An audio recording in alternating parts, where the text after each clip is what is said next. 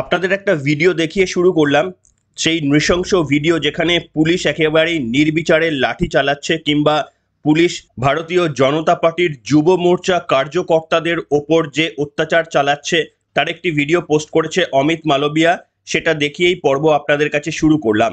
এবং আপনারা জানেন গতকাল সপ্তম দফার ভোট মিটতেই একেবারেই এক্সিট পোল আসতে শুরু করে দিয়েছে এবং প্রত্যেকটি এক্সিট পোল আজকে সকালের পর্বে আপনাদের যতগুলো দেখিয়েছি তারপরেও আরও যতগুলো এক্সিট পোল বিভিন্ন সমীক্ষক সংস্থা থেকে এসেছে প্রত্যেকটি ইঙ্গিত দিচ্ছে কিন্তু বিজেপি এবারে প্রথম স্থান অধিকার করতে চলেছে রাজ্যে। তৃণমূল কংগ্রেস এই প্রথম ক্ষমতায় আসার পর থেকে দ্বিতীয় স্থানে তারা নেমে যাচ্ছে বলে একেবারেই ক্লিয়ার কাট ইঙ্গিত। এবং আপনাদের আমি দেখাতে চাইবো যে গতকাল আপনাদের যে আমি বলেছিলাম কিছু তথ্য দেখিয়ে যে খুব খারাপ হলে বিজেপি মিনিমাম 22টি আসন পেতে পারে, অন্তত এক্সিট পোলের সমীক্ষা পোল অফ পোলস যা বলছে খুব খারাপ হলে 22টি আসন এবং ভালো হলে 26টি আসন বিজেপি পেতে পারে, এটা আপনাদের বলেছিলাম। সেই তথ্য আপনাদের দেখিয়েছিলাম পোল অফ পোলসের অ্যাভারেজ করে একটি এক্সেল দেখিয়ে আপনাদের বলেছিলাম, এখনো আপনারা দেখতে পাচ্ছেন। কিন্তু এর পরেও আপনাদের আমি বলতে চাই গতকাল লেট নাইট যে সমস্ত এক্সিট পোলগুলো আমার হাতে এসেছে প্রত্যেকটি কিন্তু এক্সিট পোল পশ্চিমবঙ্গে বিজেপির একটা অসাধারণ জয়ের ইঙ্গিত দিচ্ছে। যেমন আপনারা দেখতে পাচ্ছেন যে Axis my India exit pole, এটা কিন্তু একটা জনপ্রিয় এক্সিট পোল, এরকম না যে আতিপাতি কোনো exit pole. Axis my India এটা প্রত্যেকবারই যে এক্সিট পোল বা অপিনিয়ন পোল তৈরি করে সেটা বেশ জনপ্রিয়, অনেক সময় মিলেও যায়। এই অ্যাক্সিস মাই ইন্ডিয়া তারা বলছে বিজেপি 26 থেকে 31টি পেতে পারে, টিএমসি পেতে পারে 11 থেকে 14টি আসন। এবং এটা যদি সত্যি হয় তাহলে আপনারা মনে রাখতে পারবেন অমিত শাহ এসে পশ্চিমবঙ্গে বারবার এই সংখ্যাটি বেঁধে দিয়েছিলেন 30-এর লক্ষ্যমাত্রা এবং পরিষ্কারভাবে শুভেন্দু অধিকারী এই লক্ষ্যমাত্রাকে টার্গেট করে বলেছিলেন যদি ভারতীয় জনতা পার্টি এবারে 30টি আসন কনফার্ম করতে পারে লোকসভা নির্বাচনে তাহলে 2026 নয় 2024-এই বিধানসভা ভোট হয়ে যাবে। এবং কেন ভোট হয়ে যাবে সে কথা কিছুটা আমরা আন্দাজ করতে পারি, প্রকাশ্যে বলতে পারি না, তার কারণ কোনো ধারণার ভিত্তিতে কোনো কিছু বলা আপনাদের কাছে সম্ভব নয়। কিন্তু এটুকু বলতে পারি শুভেন্দু অধিকারী কিসের ভিত্তিতে এই ধরনের বক্তব্য রেখেছেন তার কারণ আপনাদের একটা তথ্য আমি দিতে চাইবো, সেটা হচ্ছে আপনারা যারা ভাবছেন যে ক্ষমতা পরিবর্তন করার জন্য 100% মানুষকে নিয়ে আসতে হবে এ দল থেকে ও দলে, সেটা কিন্তু দরকার নেই। যে কোনো ক্ষমতা পরিবর্তনের জন্য বিশেষ করে পশ্চিমবঙ্গে আপনি যদি 40 to 45% কার্যকর্তা বলুন কিংবা সমর্থকদের এদিক থেকে ওদিকে ঘুরিয়ে দিতে পারেন তাহলে বাকি যে কার্যকর্তা বা ভোটাররা রয়েছে তারা এমনিই ঘুরে যাবে। তার কারণ পশ্চিমবঙ্গে একটা রীতি রয়েছে যে ভিড়ের সাথে যাওয়া কিংবা উইনিং টিমের সাথে যাওয়া, যে দল জিতবে আমরা তার সমর্থক। গতকাল রাস্তায় যে সমস্ত কর্মী সমর্থকদের দেখছিলেন না যে বিজেপিকে আটকানোর চেষ্টা করছিলেন, বিজেপি প্রার্থীদের রাস্তার মোড়ে মোড়ে আটকে দেওয়ার চেষ্টা করছিলেন, যদি এমন কোনো দিন আসে বা এই এক্সিট পোলের আভাস যদি সত্য হয়ে যায় রাতারাতি এই সমস্ত কর্মী সমর্থকরা তৃণমূল কংগ্রেস ছেড়ে বিজেপিতে যোগদান করবে। এর কারণ হচ্ছে একটাই, যারা একেবারে নিচু স্তরের রাজনীতি করেন কিংবা যারা একেবারেই পাড়ার ক্লাবে বসে রাজনীতিটা চালান তারা যতটা না আদর্শের ভিত্তিতে রাজনীতি চালান তারা নিজেদের সুবিধার জন্য এবং নিজেদের পাড়ায় নিজেদের ক্ষমতা জাহির করার জন্যই রাজনীতি করেন। তাই যে দল ক্ষমতায় আসবে তাদের বিপরীতে কোনোদিনই এনারা থাকেন না।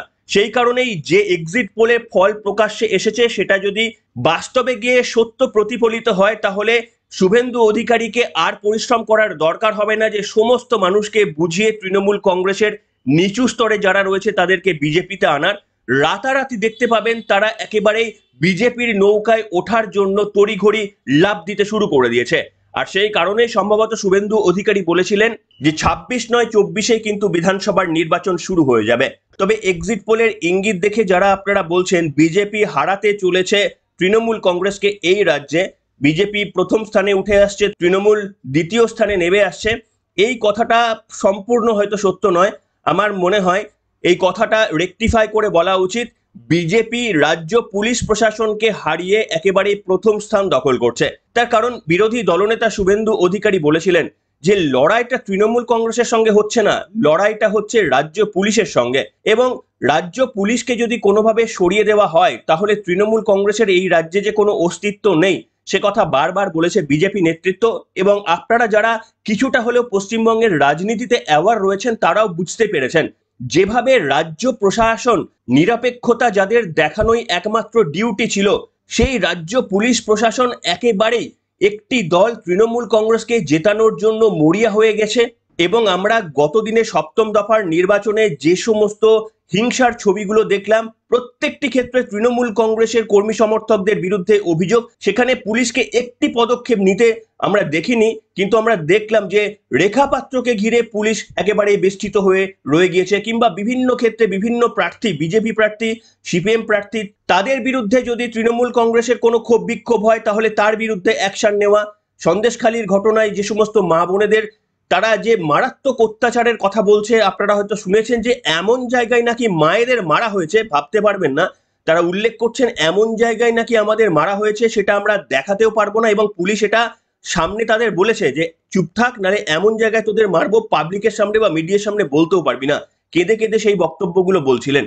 এবং আপনাদের প্রথমে যে ভিডিওটা আপনাদের প্রমাণ হিসাবে দেখিয়ে শুরু করলাম সেটা অমিত মালবিয়া পোস্ট করেছেন, এবং বিজেপি যুব মোর্চা কর্মকর্তাদের উপর কিভাবে আঘাত নেমে এসেছে তার চিত্র একটি আপনাদের সামনে দেখালাম।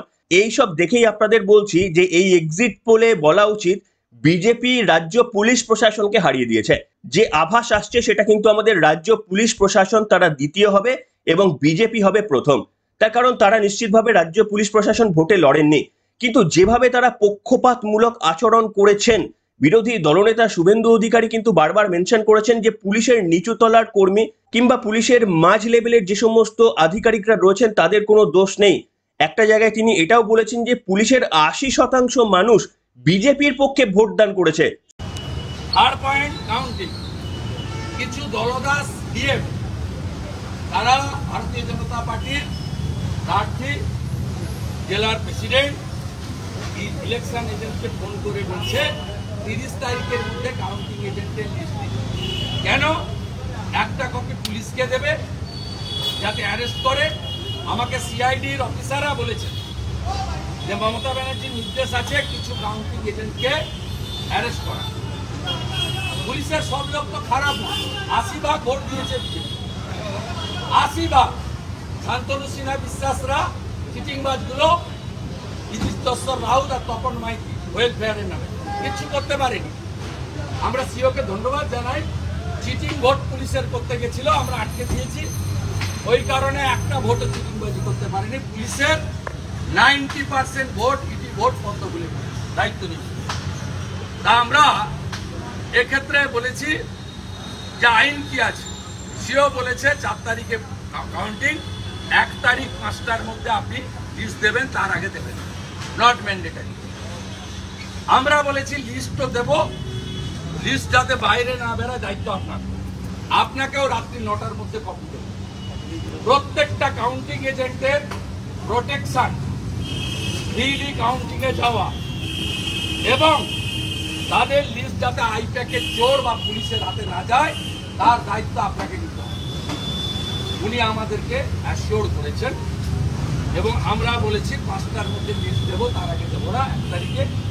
আর আপনি 9টার মধ্যে বিলের স্টেয়ার কপি পেয়ে যাবেন। শুভেন্দু অধিকারী এই বক্তব্য বলেছিলেন, কিন্তু প্রশ্ন হচ্ছে তারা তো আর ডিসিশন নেন না, একেবারে ওপর তলা থেকে কিন্তু ডিসিশন নেওয়া হয়। আর শুভেন্দু অধিকারী তাদের উদ্দেশ্যে বলেছিলেন বিজেপি কিন্তু আপনাদের আমলেই ক্ষমতায় আসবে, আপনারা যদি রিটায়ার্ড না করে যান তাহলে আপনাদের বিরুদ্ধে ব্যবস্থা নেবে ভারতীয় জনতা পার্টি। আর আপনারা যদি রিটার্নও করে যান, তারপরেও যদি আমরা ক্ষমতায় আসি, তাহলে নিশ্চিতভাবে আপনাদের কিন্তু সমস্ত পেনশন বা সুযোগ সুবিধা আটকানোর জন্য যথেষ্ট চেষ্টা করবে ভারতীয় জনতা পার্টি।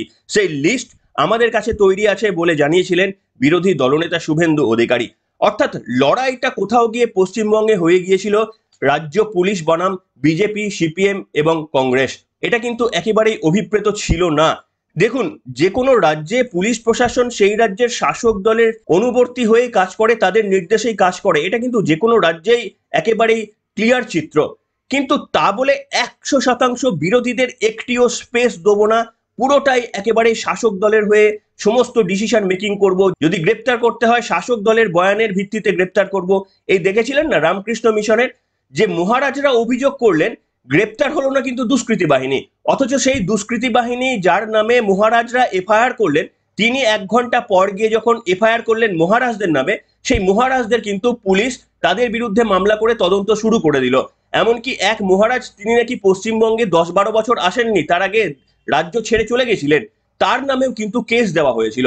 এবং আপনাদের দেখাতে চাইবো যে এই এক্সিট পোল আসার কারণেই কিনা জানি না, একটা খবর সামনে আসছে। জলপাইগুড়ির রামকৃষ্ণ মিশনের হামলার ঘটনায় মূল অভিযুক্ত প্রদীপ রায়কে গ্রেপ্তার করলো পুলিশ। এটা কি ওই এক্সিট পোলের আফটার এফেক্ট? তাহলে কি রাজ্য পুলিশ প্রশাসন এবার বুঝতে শুরু করেছে হাওয়া বদলাচ্ছে? তখনই কি এই ধরনের সিদ্ধান্ত নেওয়া হলো? তার কারণ যে প্রদীপ রায়ের বিরুদ্ধে মহারাজরা অভিযোগ করেছিলেন, সেই প্রদীপ রায় 1 ঘন্টা পরে থানায় গিয়েছিলেন মহারাজদের বিরুদ্ধে অভিযোগ জানাতে। তখন তাকে সামনে পেয়েও পুলিশ ছেড়ে দিয়েছিল। তারপরে দেখুন, কোইন্সিডেন্স হচ্ছে এক্সিট পোল সামনে আসার পর আবার সেই প্রদীপ রায়কে গ্রেপ্তার করা হয়েছে। এই ধরনের অনেক কাণ্ড কারখানা আমরা দেখতে পারবো, পুলিশের ভুল বদল ও রাতারাতি দেখতে পারবো। যদি এই ধরনের নির্বাচন ফল আসে, তাহলে হয়তো আমরা এটাও দেখতে পারবো পুলিশ প্রশাসনের একটি অংশ তখন হয়তো আবার বুঝতে শুরু করবেন যে আর তো বেশি দিন হয়তো ক্ষমতায় নয়, তাহলে আমাদের এবার কিছুটা নিরপেক্ষ হওয়া উচিত। হয়তো এরপরে পুলিশ প্রশাসনেরও অন্য রকমের ভূমিকা আমরা দেখতে পারবো। আর রাজ্য পুলিশের এফিসিয়েন্সি নিয়ে কেউ কোনোদিন প্রশ্ন করেনি, আমরাও কোনোদিন প্রশ্ন করছি না, শুধু প্রশ্ন করেছি সদিচ্ছা নিয়ে। আর এক্সিট পোলের পর তাদের যদি সদিচ্ছা পাল্টে যায়, তাহলে এই রাজ্য প্রশাসনের কিন্তু নিশ্চিতভাবে অস্বস্তি অপেক্ষা করে রয়েছে। আপনাদের আরো একটা জিনিস দেখাবো, এক্সিট পোল কিন্তু মানতে নারাজ তৃণমূল কংগ্রেস, যদিও তারা কেউ মুখ খোলেনি এখনো পর্যন্ত। আমি শুধুমাত্রই দেখেছি কুণাল ঘোষ মুখ খুলেছেন। কি লিখছেন কুণাল ঘোষ? তিনি লিখছেন, বুথ ফেরত সমীক্ষায় তথাকথিত রিপোর্টে বাস্তব প্রতিফলিত হয়নি, কিছু ক্ষেত্রে পরিকল্পিতভাবে অবাস্তব তথ্য ছড়ানো হয়েছে। মমতা অফিসিয়াল অভিষেক এআইটিসির সৈনিকরা বিভ্রান্ত হবেন না, গণনার দিন এজেন্টরা শেষ পর্যন্ত সক্রিয় থাকুন, মানুষ তৃণমূলকেই ভোট দিয়েছেন। দেখুন, কুণাল ঘোষ একেবারেই প্রকাশ্যে বলে দিয়েছেন তিনি অনুগত সৈনিক। অর্থাৎ যত নিচেই পশ্চিমবঙ্গকে নিয়ে যাওয়া হোক না কেন, যতই সাধারণ মানুষের ওপর অত্যাচার হোক না কেন, তার সৈনিক কিন্তু অভিষেক বন্দ্যোপাধ্যায়। সে অভিষেক বন্দ্যোপাধ্যায় তাকে একেবারেই যে কোনো পদ থেকে সরিয়ে দিক না কেন, তার মুখ বন্ধ করে দিক না কেন, রাজনীতিতে কুণাল ঘোষকে তৃণমূল কংগ্রেস অপ্রাসঙ্গিক করে দিক না কেন, কুণাল ঘোষ কিন্তু তৃণমূলের এবং আজীবন তৃণমূলেই থেকে যাবে। কোন কুণাল ঘোষ তৃণমূলের? না, যে কুণাল ঘোষ এই রাজ্যের তৃণমূল সরকারই কিন্তু তাকে জেলে পাঠিয়েছিল এবং 4-5 বছর দুর্নীতি মামলায় তাকে জেল পর্যন্ত খাটতে হয়েছিল, সেই কুণাল ঘোষের কিন্তু এতটা অনুগত। ঠিক আছে, নিশ্চিতভাবে কুণাল বাবু আপনিও একজন বড় রাজনৈতিকবিদ, এটা তো মানতেই হবে। তবে আপনার আনুগত্যের দাম কি তৃণমূল কংগ্রেস দিল, নাকি আপনিও সময়ের জন্য অপেক্ষা করছেন, সেটা আগামী দিনেই বোঝা যাবে। তবে বাংলার রাজনীতিতে আপনি যেভাবে ক্ষতি করেছেন, সম্ভবত বাংলার মানুষ আপনার অবদানকে ভুলবে না।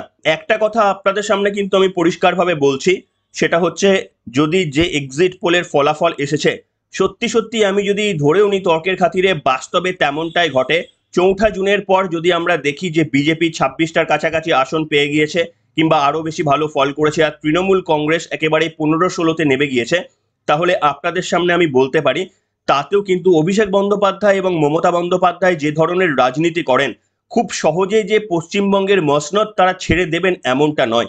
তাদেরও নেক্সট পরিকল্পনা একেবারেই তৈরি থাকবে, এ কথা আমি বলতে পারি। তাই আগামী 2 বছর পশ্চিমবঙ্গের রাজনীতি কোন পথে যাবে সেটা একদিকে যেমন দেখার, ঠিক তেমনি ভাবে পশ্চিমবঙ্গে যে ধরনের ভায়োলেন্স বা হিংসা হয়, রাজ্য পুলিশ প্রশাসনকে বিভিন্ন অংশে কাজে লাগানোর যে অভিযোগ ওঠে, তার মাত্রা যে আরো বেড়ে যাওয়ার একটা আশঙ্কা তৈরি হবে সে কথা স্পষ্ট। নিশ্চিতভাবে ভোট মেটার পর হয়তো 1-2 মাস কেন্দ্রীয় বাহিনী থাকবে, কিন্তু তারপর কেন্দ্রীয় বাহিনী যদি চলে যায়, তারপর পশ্চিমবঙ্গবাসীর কি নিদারুণ পরিস্থিতি তৈরি হতে পারে সে কথা কিন্তু সহজে আন্দাজ করা যায়।